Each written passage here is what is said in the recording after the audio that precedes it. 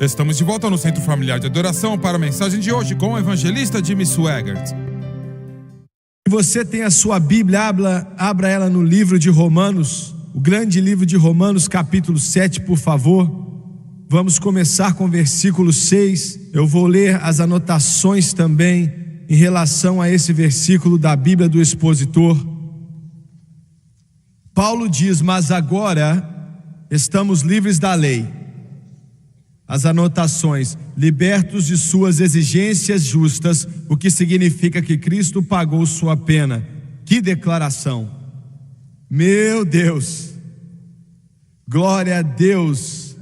A dívida era grande e crescia todos os dias. Era sim, mas Jesus pagou aquele preço na cruz do Calvário e satisfez as demandas da lei de Deus. Pois morremos, agora estamos livres da lei, pois morremos. Estamos mortos à lei em virtude de ter morrido com Cristo na cruz, para aquilo em que estávamos retidos pela natureza pecaminosa, para que sirvamos em novidade de espírito. É o Espírito Santo que ele está falando aqui, não no espírito do homem. O crente tem um modo de viver completamente novo, que é a fé em Cristo e o que ele fez na cruz para nós. Isso nos garante a vitória perpétua, e não na velhice da letra. Isso se refere à lei de Moisés. A maioria dos crentes modernos sustentariam que eles não vivem conforme a lei de Moisés, mas como havemos dito, a verdade é que, se eles não entendem a cruz em relação à santificação, então de alguma maneira eles ainda estão vivendo debaixo daquela velha lei. E eu quero usar como tópico, pregando nessa manhã, o legalismo. O legalismo que está aqui nas igrejas, e o galacianismo também. O que é isso, irmão Swaggart? Em primeiro lugar, legalismo. Em segundo lugar, antinomianismo. Em terceiro, galacianismo.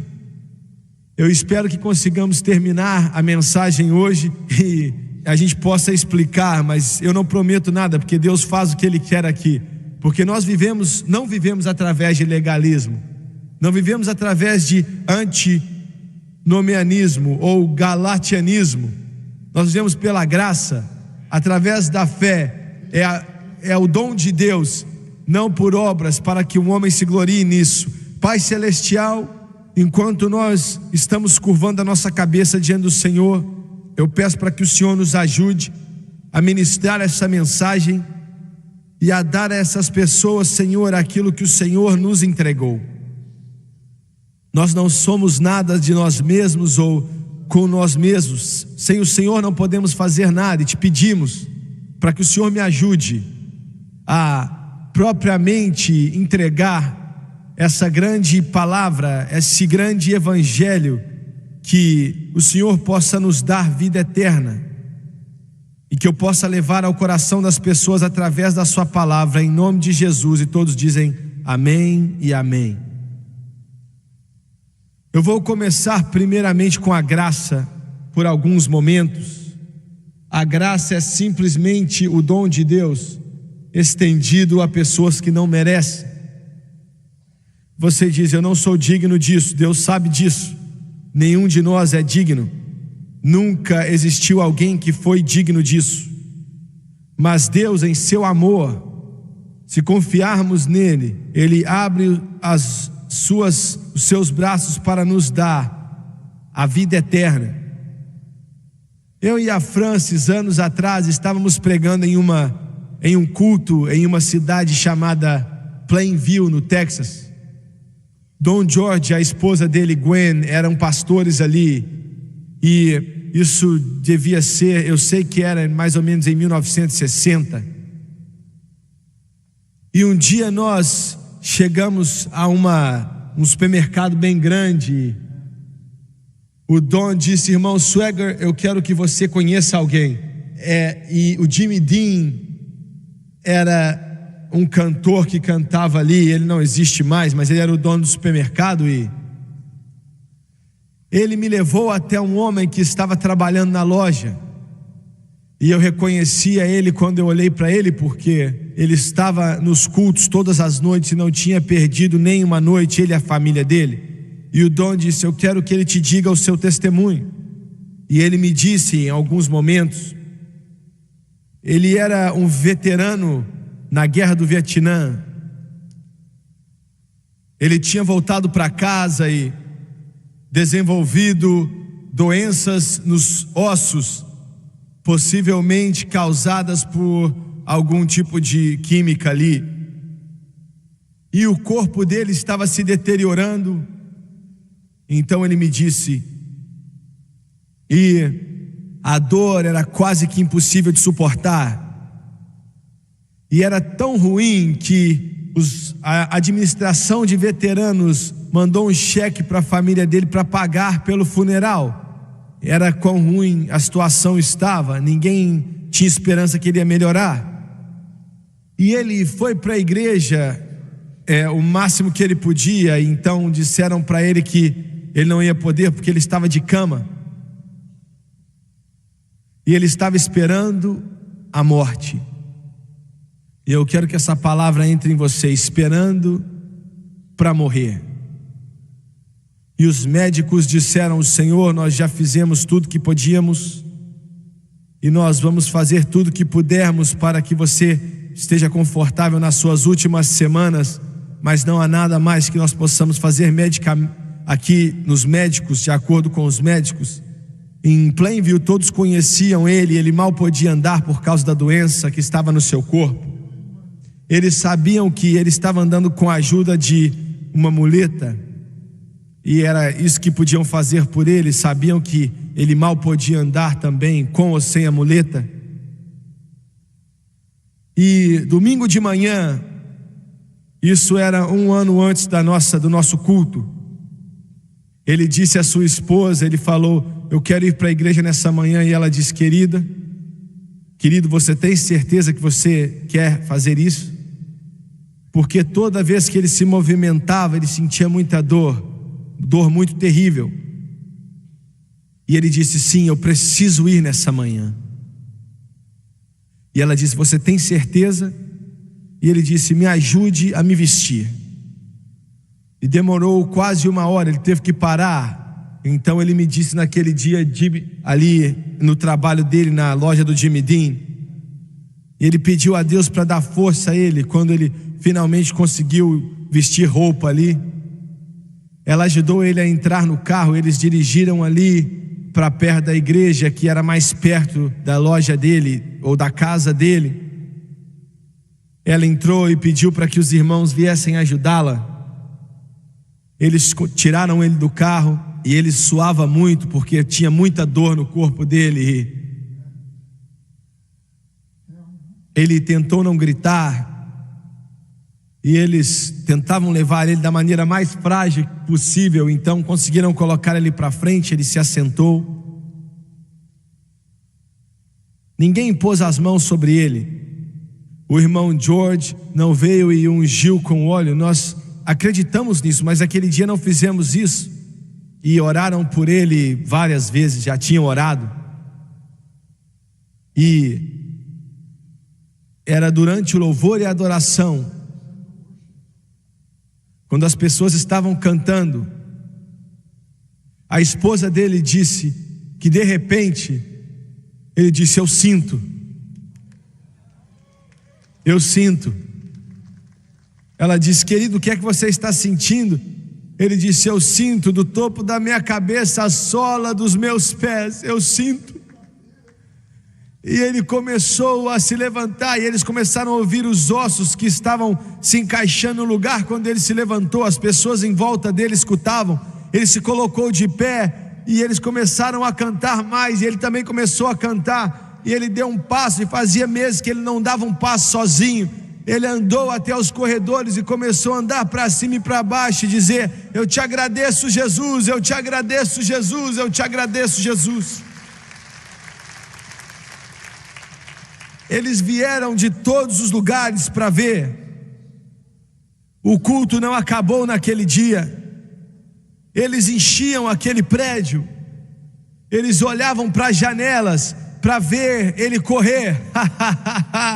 Glória a Deus. Glória a Deus.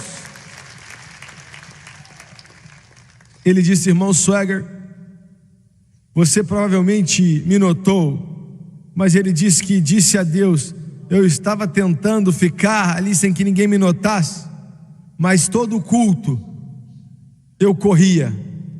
Glória a Deus. Aleluia. Well, I'm so glad Jesus lifted me. Well, I'm so glad, oh, Jesus lifted me. Well, I'm so glad Jesus lifted me. Singing glory, hallelujah. Jesus lifted me.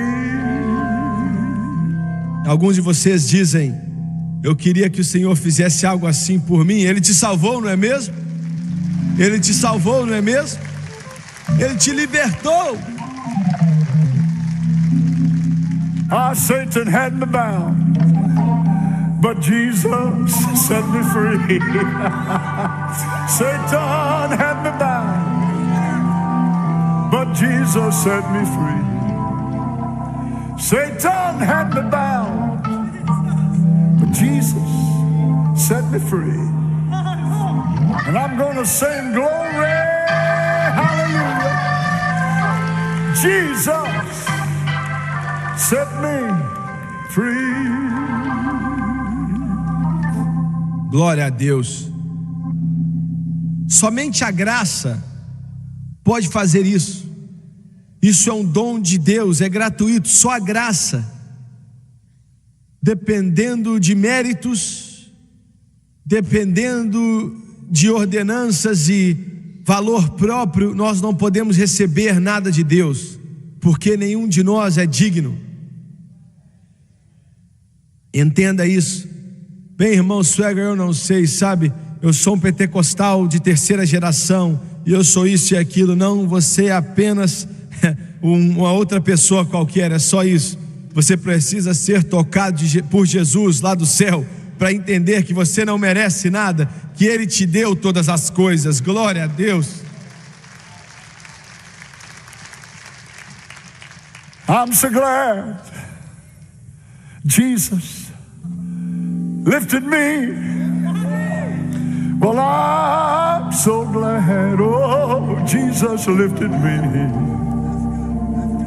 I'm so glad Jesus reached down, picked me up and lifted me. So I'm going to sing hallelujah. Jesus, oh, lifted me. Legalismo, o que é isso? Isso são regras e regulamentos, são leis. Agora, a lei de Moisés era legalista. Tinha a intenção de ser legalista, porque toda lei é legalista. E a lei de Moisés não tem nada de errado com ela, é santa. Ela foi dada por Deus ao homem, para mostrar ao homem o que ele realmente é, para mostrar ao homem que ele é incapaz de guardar até mesmo a lei simples, colocadas ali em Êxodo capítulo 20, os 10 mandamentos. E eu quero repetir: o mais forte entre nós, seja lá quem ele é ainda assim muito inadequado para guardar até mesmo a lei simples de Deus. Nós podemos guardá-las somente através de Cristo e através do poder do Espírito Santo. Mas nas suas próprias habilidades, você não pode fazer isso, amigo. Eu me lembro quando o Centro Familiar de Adoração tinha acabado de começar. E eu não sei se esse prédio estava construído ou não, eu não me lembro, talvez sim, mas continuando, nós tivemos um culto, e era um culto de verdade. Nunca tivemos um como aquele. Mas 60, 70 pregadores se juntaram ali para ter uma reunião. Estávamos passando em canais no mundo inteiro. A maioria de vocês sabem disso, mas a razão pela reunião era que os requerimentos para fazer parte do Centro Familiar de Adoração, muitos daqueles homens ali eram mais velhos do que eu, e por mais de 1 hora eles colocaram num quadro ali: vocês não devem fazer isso, vocês não devem fazer aquilo, não devem fazer aquilo outro.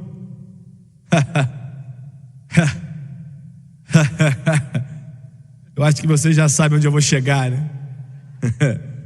Eu olhei para aquilo, aquela grande lista: não façam isso, não façam aquilo, não devem fazer aquilo outro. Muito legalismo ali. E todo aquele quadro cheio de regras e regulamentos, leis. Se você vai fazer parte do Centro Familiar de Adoração, você não pode fumar. Mas nós ainda dizemos que se você vai viver como o diabo, você não deve fumar. Então, é claro, ainda que viva como o diabo, não vá fumar, hein? Então, todas as regras e regulamentos, e eu não disse nada, apenas me assentei ali. E eu pensei, bem, deve ter acabado, porque o quadro já estava cheio de coisas, né? Para fazer parte do Centro Familiar de Adoração, você tem que viver por essas regras. E eu disse: senhores, responda-me uma coisa. Todos eles olharam para mim. O que nós temos que fazer para ter o nosso livro escrito no livro da vida do Cordeiro? Somente uma coisa: você tem que nascer de novo. Glória a Deus, glória a Deus.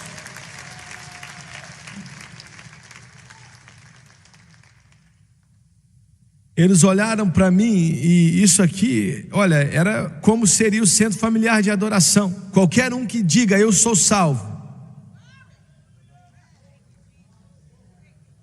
Glória a Deus. E se eles quiserem fazer parte do Centro Familiar de Adoração, nós vamos recebê-los de braços abertos.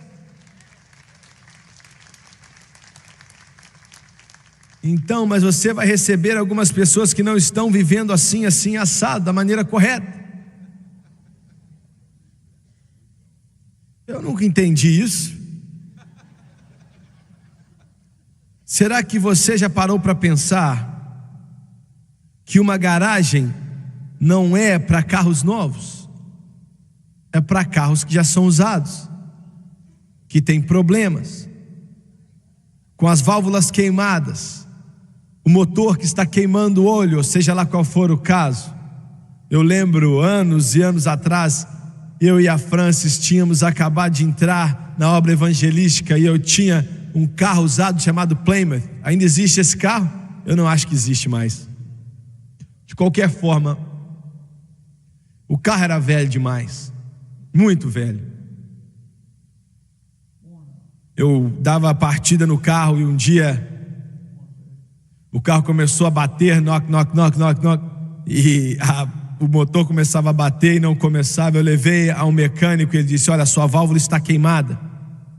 Eu disse: o que é que vai custar para consertar? Não parece que é muito hoje em dia, mas na época era muito. Ele disse que era $30. Aquilo era equivalente a $450 no dia de hoje. E eu não tinha esses $30. E eu levei a um outro mecânico e ele disse: vai custar $35.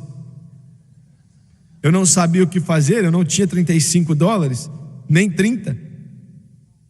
Me escute bem, alguns de vocês podem zombar disso, mas aconteceu. Eu dirigi aquele carro, vivíamos em uma cidadezinha chamada Wisdom, Louisiana. Dirigi por 5 milhas ali na Avenida 15. Virei em uma pequena estrada de terra, parei debaixo de uma árvore. Levantei como é que é o nome? O capu, isso mesmo.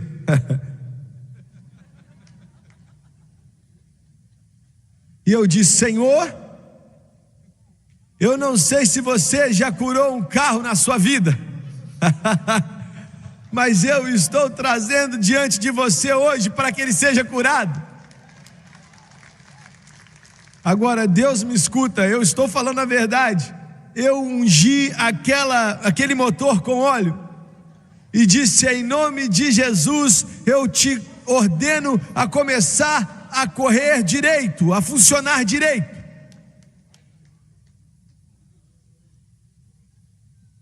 Entrei de volta no carro, comecei o carro, dei partida e ele, nossa, corria demais, ficava bonito demais o batido daquele motor. Mas, irmão Suega, eu na verdade não acredito nisso. Eu não estou nem aí se você acredita ou não. Não era carro, não era seu, era meu. E eu me lembro, o meu primo Jerry Lewis, ele estava no topo ali do mundo do rock and roll naquela época. E ele me ligou e disse: olha, eu vou estar no culto domingo de manhã. E disse: eu acho que você precisa de um carro novo. E eu falei: glória a Deus. Você quer dizer que você vai usar dinheiro do rock and roll e usar para o evangelho? O Senhor está fazendo isso já faz muito, muito tempo. Ele usou você e te trouxe aqui.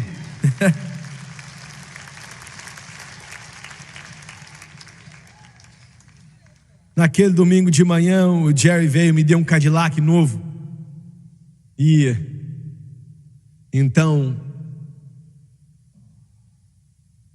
ele ia comigo ali no meu carro velho para a igreja. E você entenda isso. Eu ainda posso ver quando, nossa, sabe como é que fala? A pintura do carro estava velha demais, estava descascando. E ele disse: isso ainda funciona? E eu falei: funciona sim. E eu entendi: Senhor, o Senhor acabou de curar esse carro. Eu estou te pedindo para descurar agora. Glória! Eu estou falando sério. Ele entrou e ligou aquele carro e olha, funcionou muito bem. E ele disse: sabe, esse carro aqui funciona bem, hein? E eu disse: olha, meu carro está muito ruim. Eu falei: Deus, pare de curar esse carro agora, Deus. E sabe, realmente começou a ficar ruim. E ele disse: você acha que nós vamos chegar até a igreja? Eu falei: eu duvido, mas de alguma maneira nós vamos chegar até ali. Ai. I'm so glad Jesus lifted me. I'm so glad Jesus lifted me. É através da graça. O legalismo não vai te levar a lugar nenhum. Deixa eu te dizer uma coisa: igrejas que operam em regras e regulamentações são as pessoas mais ruins em toda a face da terra.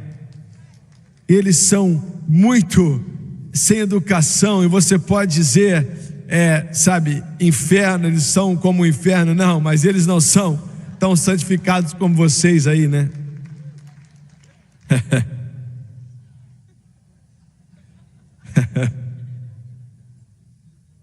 Estou falando sério, porque não há salvação em regulamentos e regras.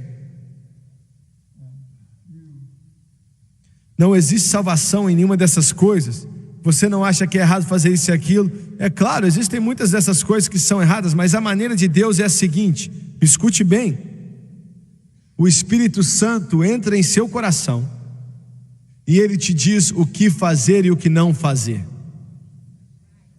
Ele pode te dizer: olha, você pode fazer algumas coisas, o Robert pode fazer algumas coisas que ele vai falar para mim que eu não posso fazer. O Espírito Santo é que te guia, e ele, sabe, é muito mais sábio do que leis. Vamos dizer, se você vê um sinal ali no lado da estrada que diz que o limite de velocidade é não sei quantos quilômetros por hora, vamos dizer 50, 60 quilômetros por hora. Aquele sinal ali, aquela placa foi colocada ali pelo governo do estado por uma razão. Mas eu posso olhar para vocês e ver que existem muitos de vocês que não são afetados por aquele sinal ali. Eu me lembro uma vez o guarda estava escrevendo para mim, eu e a Francis, uma multa. E ele estava nos dando uma multa, olhou para mim e disse: se eu te der uma multa, minha mãe vai me matar. E eu disse: glória a Deus pela mãe dele.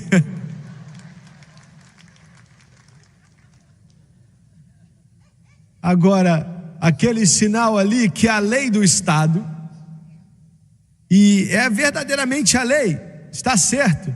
Mas olha, muitos de vocês, eu também faço isso, eu estou falando de vocês, mas muitos de vocês não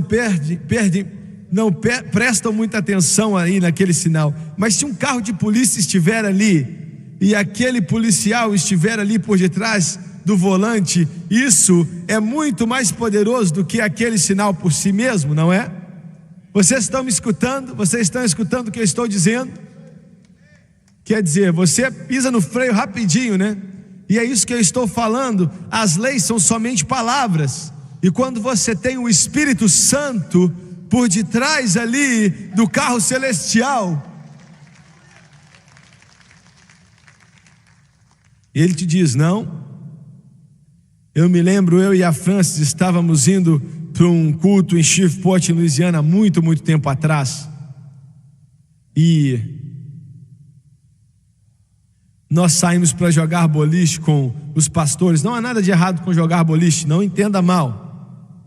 E eu não sei por quanto tempo estávamos ali, 2 ou 3 semanas, eu acho. Mas o Senhor falou no meu coração. E Ele disse: eu não quero que você volte ali. Ele não disse para mais ninguém, somente a mim. Será que você está me entendendo? E fique longe desse lugar. Não volte ali. Não explicou para mim o porquê. Mas esse é o Filho de Deus, e o Espírito Santo vai te guiar. E Ele diz que vai te liderar em toda a verdade. Muito bem.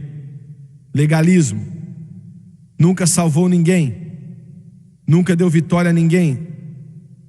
E eu quero dizer mais uma vez: a única especificação que nós temos para que você faça parte dessa igreja, nós lemos o nome dessas pessoas que estão aqui no Centro Familiar de Adoração, na Mídia Midiática, nossa igreja midiática, perdão. Nós somos felizes que você está aqui. O único requerimento é que você tenha nascido de novo. Mas você não quer que eles deem dízimo? Eu já escutei a respeito de igrejas que, é claro que nós queremos que eles deem dízimo, mas isso é entre eles e Deus. Eu já ouvi falar de igreja que é uma exigência que fala: olha, você tem que preencher um formulário que diz quanto dinheiro você faz, para que o pregador veja quanto dinheiro você tem que dar de dízimo.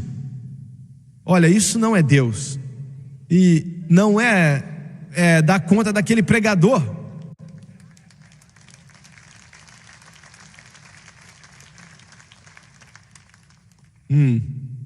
Certamente nós queremos que você dê o dízimo, que você dê a oferta, mas eu quero que o Espírito Santo te diga para fazer isso. Não é uma lei.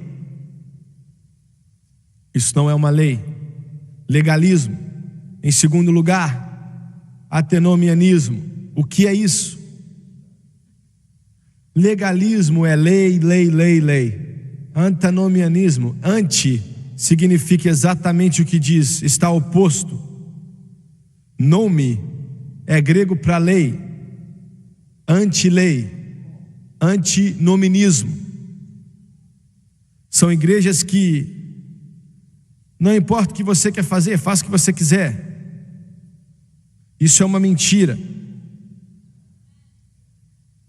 Jesus nos limpa.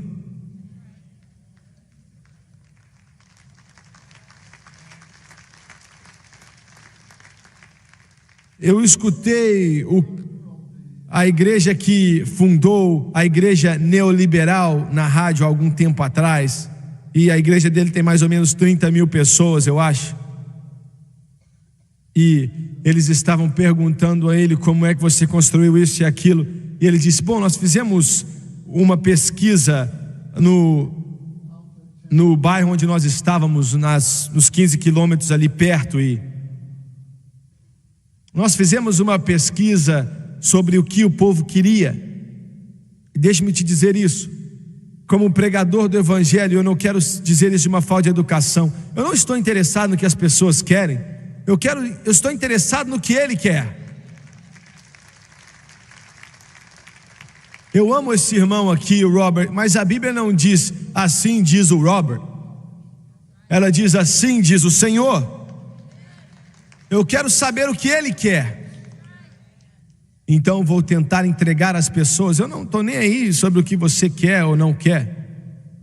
De qualquer maneira, nós fizemos uma pesquisa para saber o que as pessoas queriam. Eles não queriam nada sendo mencionado a respeito da cruz, nada a respeito do Calvário, nada a respeito do sangue ou do pecado.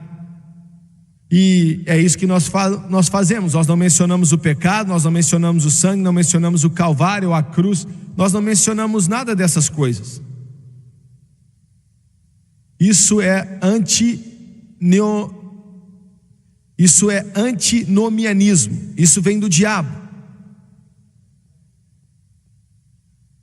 Nenhuma lei existe, faça o que você quiser. Deixa eu te dizer uma coisa, e eu vou voltar ao Espírito Santo em um momento. Se você, como um crente, realmente ama a Deus, você realmente é um crente.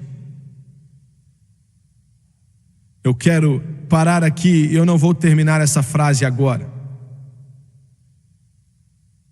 Deus é o juiz e não eu, mas eu duvido que naquela igreja de 30 mil membros daquele homem, que existe uma pessoa ali que realmente nasceu de novo.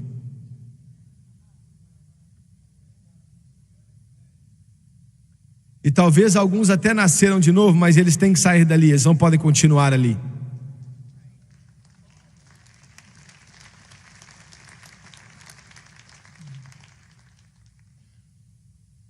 Antinomianismo.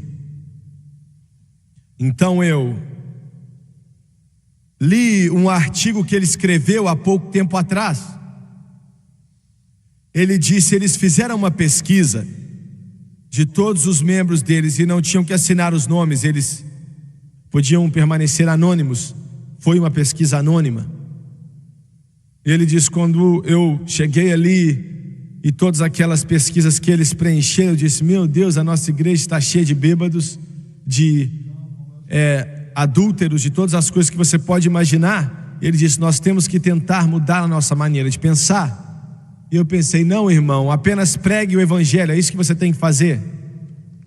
O que eu quero te dizer, o Espírito Santo em seu coração e em sua vida vai te fazer pensar algumas vezes que você está perto de se desviar, de cair de vez. Isso vai fazer com que você fique morrendo de medo. Se você realmente nasceu de novo e o Espírito Santo mora dentro de você. Porque existem coisas que o Senhor quer que você faça e outras coisas Ele não quer que você faça.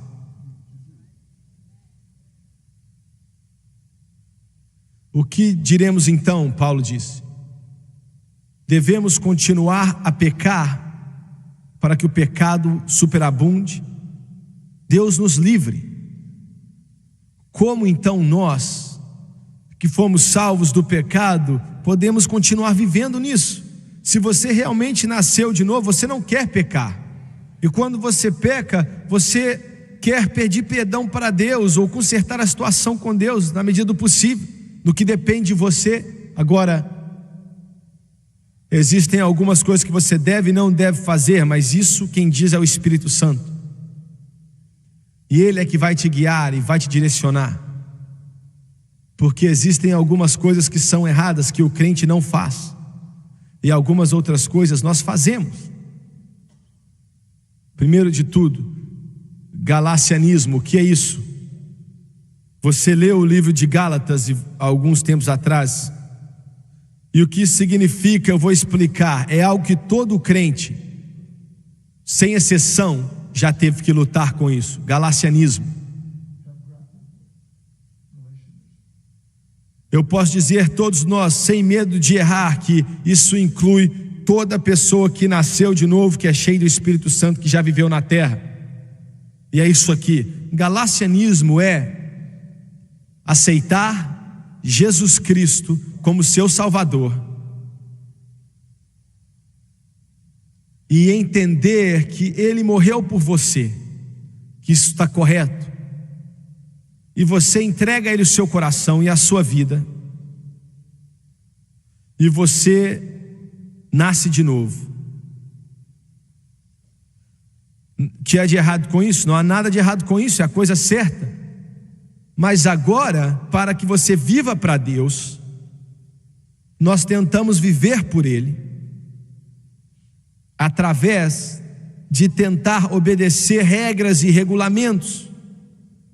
Você entende o que eu estou falando? Eles estão salvos? É claro que estão, eles confiam em Deus para serem salvos, mas no que eles tentam viver para Deus, eles estão confiando em coisas que eles inventam ou que uma outra pessoa inventa, dizendo que isso pode te santificar através das suas próprias tentativas, e é impossível. Deixe-me dar esse exemplo. Jesus ministrou às 7 igrejas da Ásia, no livro de Apocalipse, capítulo 2 e 3. E cada uma dessas igrejas,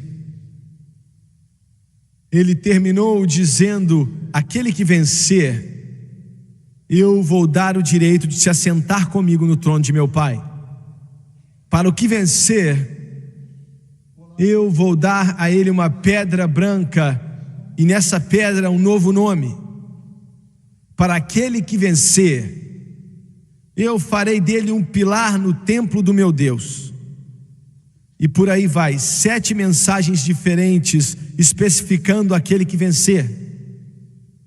Agora, quando você olha para isso, e você olha para si mesmo,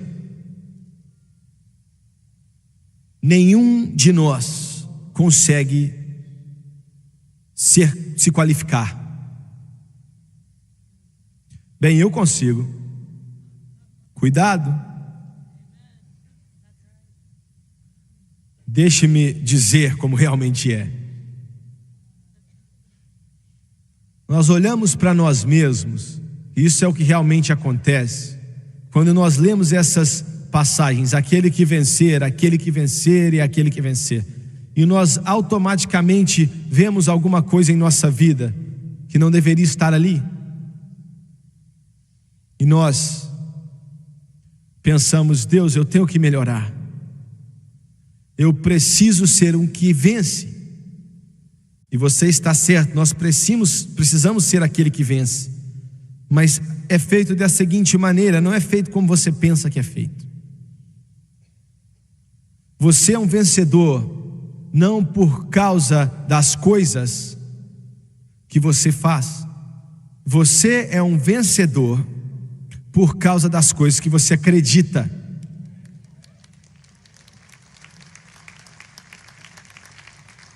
Todos vocês aqui nesse lugar, através da televisão, da rádio e da internet também, se você diz: Senhor, a minha fé está no Senhor, a minha esperança é construída em nada mais do que o sangue de Jesus e a sua retidão, eu não posso confiar nem um pouco em mim mesmo, mas somente no nome de Jesus.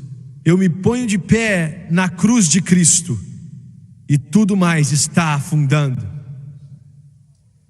My hope is built on nothing less than Jesus' blood and righteousness. I will not trust the sweetest frame, but wholly lean on that dear name. On Christ, the solid rock I stand. All else is sinking sand.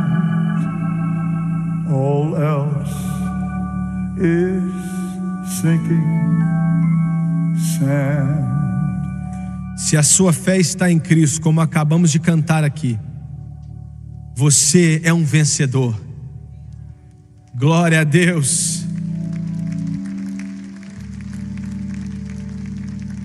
Deixe-me terminar aqui, por favor. Eu quero fechar o culto. O grande... Obrigado, está bom, obrigado.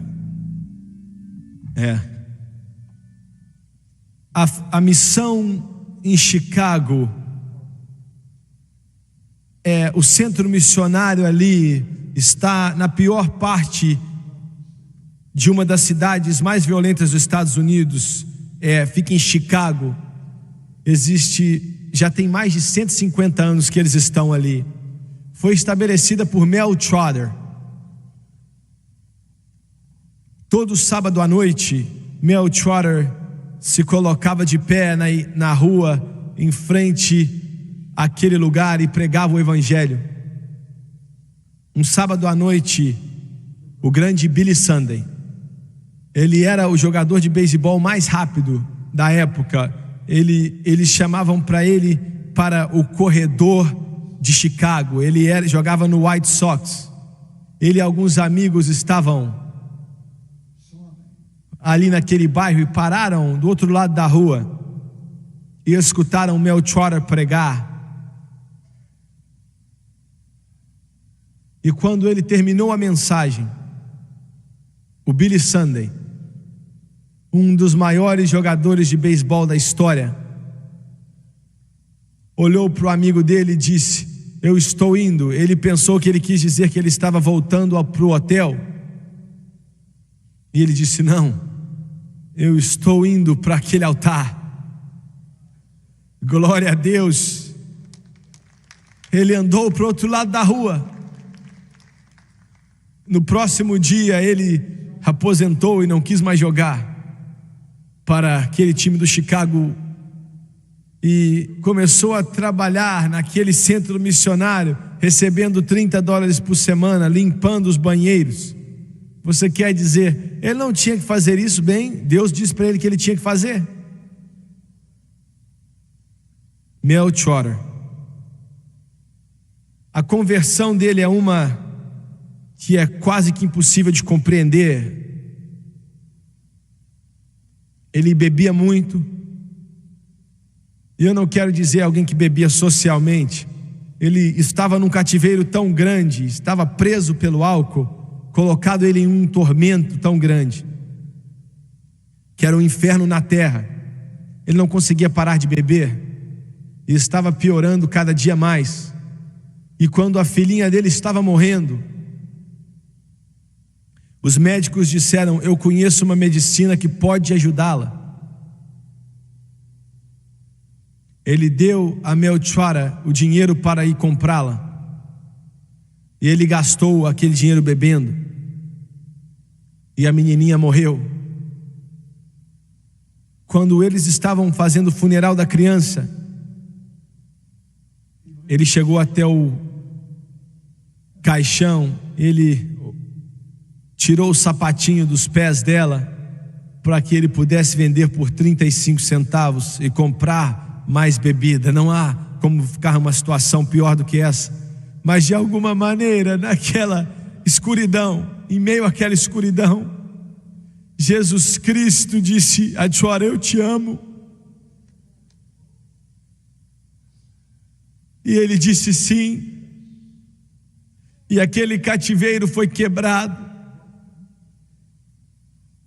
E a vida dele começou a ser transformada. Ele não conseguia mais recuperar aquilo que foi perdido. Eu não sei como ele conseguiu sobreviver àquilo. Eu não sei como ele viveu com aquela situação. que a filhinha dele, talvez ele poderia ter salvo ela e ele não fez isso. Mas a história está cheia de milhões assim, que disseram sim ao Rei dos Reis e Senhor dos Senhores, e ele transformou a vida deles. Glória a Deus. Pai Celestial, pega essas palavras que nós entregamos a essas pessoas, e Senhor, que o Espírito Santo fale ao coração deles. Graça. Toque para mim, por favor, aquela música Amazing Grace. Glória a Deus. Amazing grace, how sweet that sound, oh that saved. Could you stand please? A wretch like me,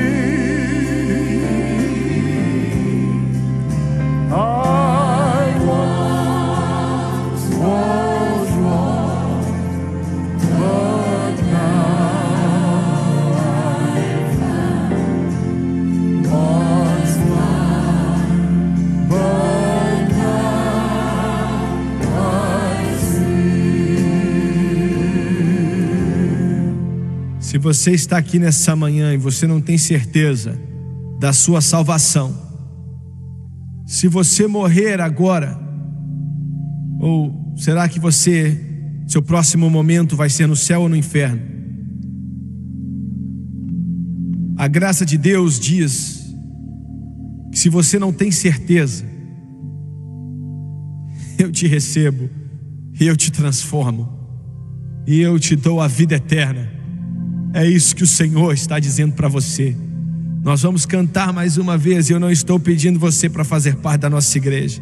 Eu estou pedindo você para consertar sua situação com Deus, e eu quero que você venha. Eu quero que você saia do seu lugar, e eu não vou te envergonhar, eu te dou a minha palavra. Gabe, será que você e os pastores podem vir aqui, por favor? Se coloquem de pé aqui. Eu quero que você venha. Nunca vai existir um momento maior do que isso. Existem milhões no inferno que queriam estar onde você está agora. Oh, amazing grace, how sweet that sound that saved. Estou esperando você. Deus está esperando você.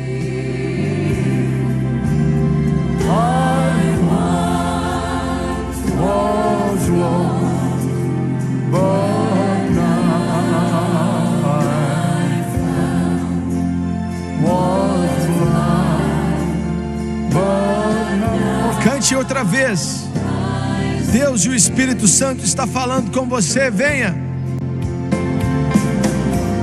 Amazing. Come on, young lady.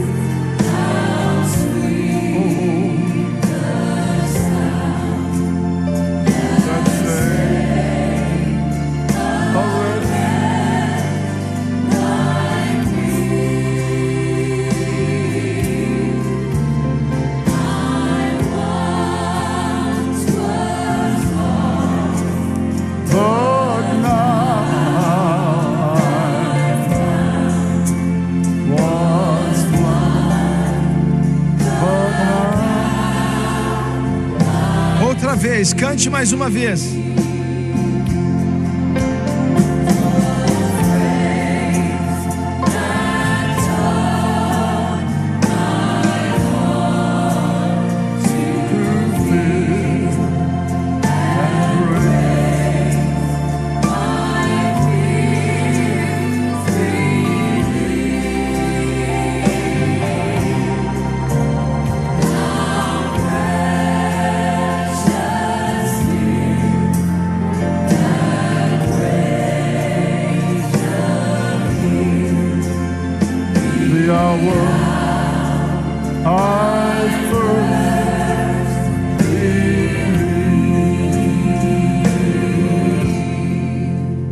Eu quero vocês que estão de pé aqui hoje. Eu quero que você olhe para o irmão Swagger por um momento.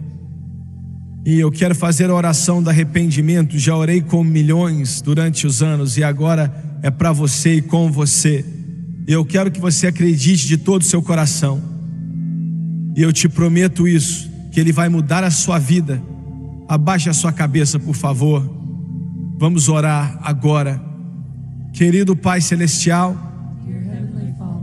eu venho a Ti, em nome de Jesus.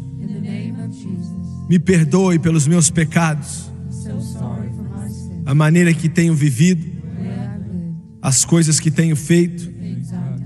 Por favor, me perdoe. Lava-me com o Teu sangue precioso de toda iniquidade.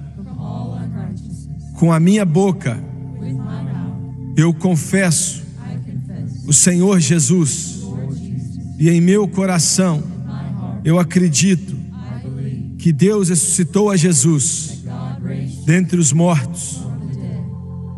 Nesse momento eu aceito a Jesus Cristo como Salvador da minha alma e o Senhor da minha vida.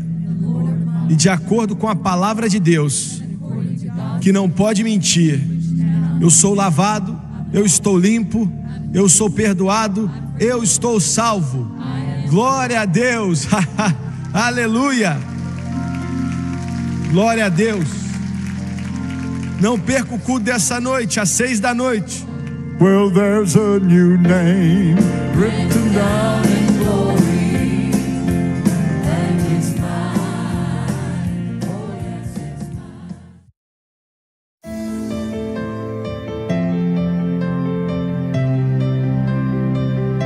Assista aos programas passados do Jimmy Swaggart no site sonlivetv.com.